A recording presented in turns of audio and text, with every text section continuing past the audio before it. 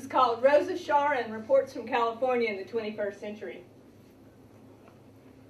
The first thing I need to tell you all is that I am not the same girl you saw last in that book of Mr. Steinbeck's. Times have changed, and so have I. I've been taking classes at the open campus in Davis. Literature classes, since I figured I knew a little something about literature.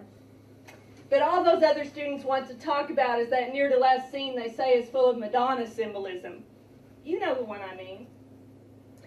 And the teacher pointed out to me how Tom is the Christ figure and how I am the Virgin figure.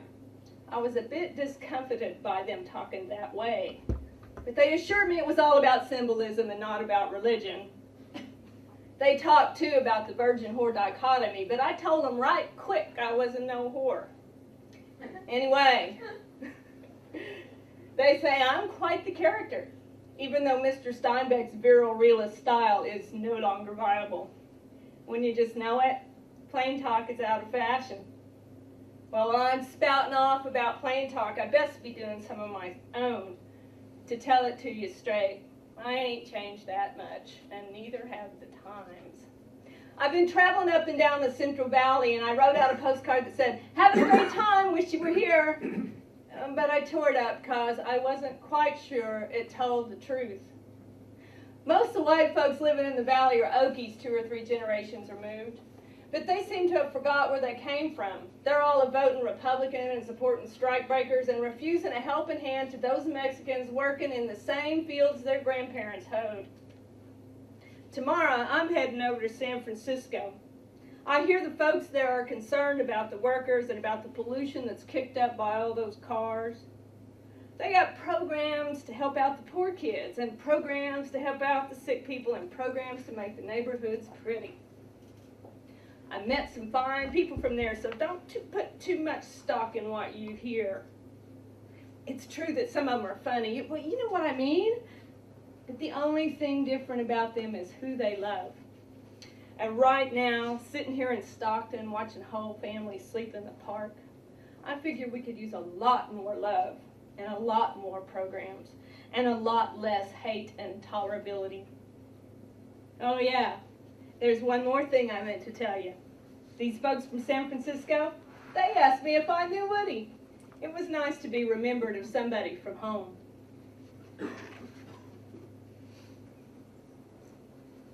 On my way home to a town I no longer recognize, I'll spend 26 hours in the back of the bus. Just now, 15 hours out from New York City, and Terre Haute is rising from the plains of Indiana. Bus conversation is governed by a set of rules instinctively understood. Long silence is interrupted by bursts of conversation about nothing and everything. When the silence comes, I write in my journal and try to remember if I've ever read a road bum poem by a woman. It's as if we never go anywhere alone. But here I am, and here is this gray-haired lady sitting beside me who just got her college degree at age 60. And in front of us, a pale, thin girl who can't be more than 16, but whose tattoos insist she has lots of mileage.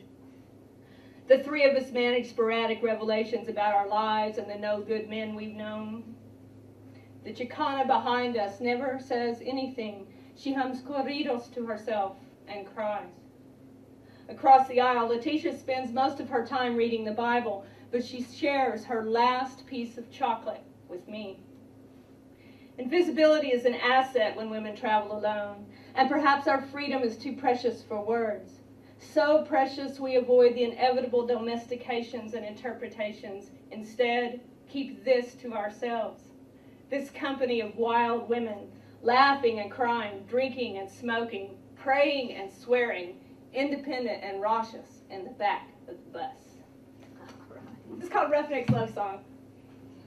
I left her, you know, right there in dust-blown West Texas. Hell of a gal. I mean, I'm not sure what took me over. Just one morning, I woke up, and she didn't look like anybody I knew. So I lit out. Ashes and dust. It has taken my garden to remind me how intimately life lies with death. The gold sacks of bone meal and blood meal, the shocking charnel house stink of hydrated lime, every square foot of loamy soil amended by decay. Yet for 5 generations, my family's strong hands have crumbled red dirt clods, sown precious seeds, and pulled weeds until our fingers ached. Our palms calloused to match the rake and the hoe. We invest ourselves in the bones and the blood and wring life from the ashes and dust. Right here, it's an Oklahoma term. So this is the etymology of honky-tonk from my friend Nathan Brown. Its dancing seeds arrived in Oklahoma territory along with those of red wheat and tumbleweed hidden in the pockets of Russian-German immigrants. It was cultivated with a fiddle bow grasped in the calloused hand of a Scots-Irish farmer and given the blues by freedmen singing in Black Township roadhouses. Its rhythm was established by a defiant Indian drum echoing down a river valley in the spring. Someone's little brother gave it words and simple chords strummed on a mail-order guitar. At the age of 30, it got some swing and learned syncopating from a count and a duke.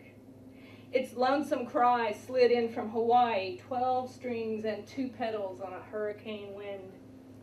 Just yesterday, it was crooning to a blue moon and flirting with a saxophone player. It is a song and a sound. It is a sound and a song and a sanctuary. It is a place and a plea and a prayer. And it calls you out to sit in with the band because it knows you remember the tune. After working tomato plants with my mother has planted tomatoes in her flower garden, and they have run amok, their viney arms smothering the petunias and snapping the lithe waist of the daylily.